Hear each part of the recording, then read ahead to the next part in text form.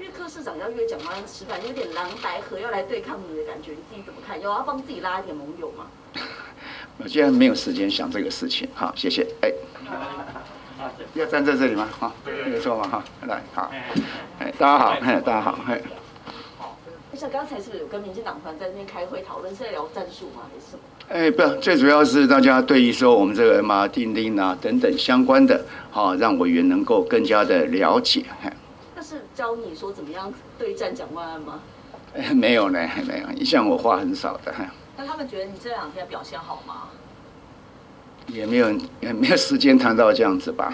你自己觉得呢？对蒋万安攻防的话，你赢他吗？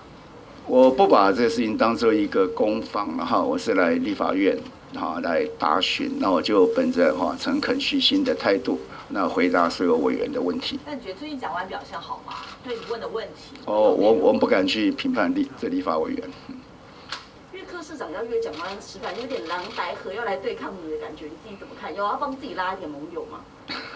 我现在没有时间想这个事情，好，谢谢。哎，那你是不是好像说11月的时候可能要调那个健保费？那是不是会担心这影响到你的支持度民调？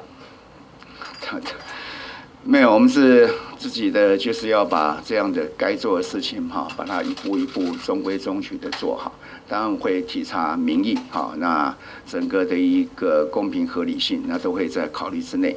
那当然，本来在健保法对于相关的这些修订都有一些既定的法定的程序，那我们把法定程序走完，那充分的了解，再加上充分的沟通，那才能往下一步走。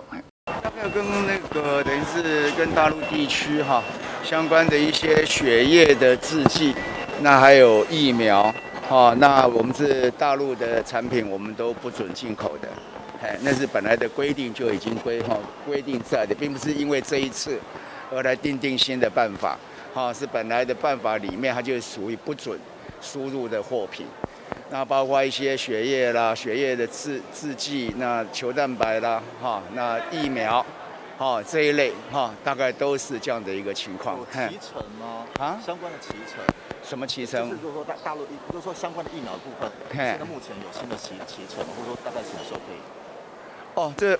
这现在还是目前来讲还是很清楚是一个卖方的市场了哈。那主要的生产的单位，因为第3期的临床试验也都没有人告一段落，所以至于的脐橙，我想是没有人会知道的。认为说现在只剩下1支疫苗可以买的话，担心可能买不到。我想大家第一个大家谈一下，就是有第3期在 COVAX 平台里面被选择优先的，大概有9支嘛那有4支应该是中国，1支是俄罗斯的嘛。那剩下的4支就是我们大家都知道的，一个是 AG， 那一个是 JJ Johnson & Johnson 那然后是 Moderna， 然后另外一支是 Pfizer， 就 BioNTech。那这里面是这样子，大概JJ跟这个我们的这 AG 这2家，他们大概就跟我们一般疫苗一样，温度大概4到8度，所以这没有冷链的问题。那 Moderna 就有一点点冷链的问题，因为他们都是 RNA，它是 RNA 的疫苗，所以它需要比较低的温度，那是-20度。那另外这个现在进展可能是号称最快的 BioNTech 这一次他们要冷链要到-70度。那其实要-70度对各国都有一些困难，能够买的国家就变得不多。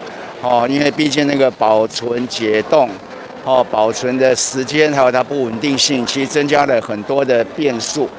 那但是我们也因应要有冷冻，所以这种冷链。所以我们也跟相关的冷链的公司，我们都保持一个联系。那如果到时候一定要使用，这时候我们也会准备好。行政院编列52.8亿给卫福部，那未来您质疑说是空白授权，那未来这52.8亿要做什么？没有，在那时候在编列预算的时候，应该是7月多嘛那整体就是对于疫情那时候控制还算稳定那但是我的态度就是说，其实这个疫情随时都会有变化。那如果没有把一些相关的准备这些金钱准备好，那万一这个疫苗的价格有变化或采购的量，这些都有很多的变数在。所以我是希望就是说在主计那边能够编一些预备金，让我们可以留用，那充分让这防疫的效果能够做好。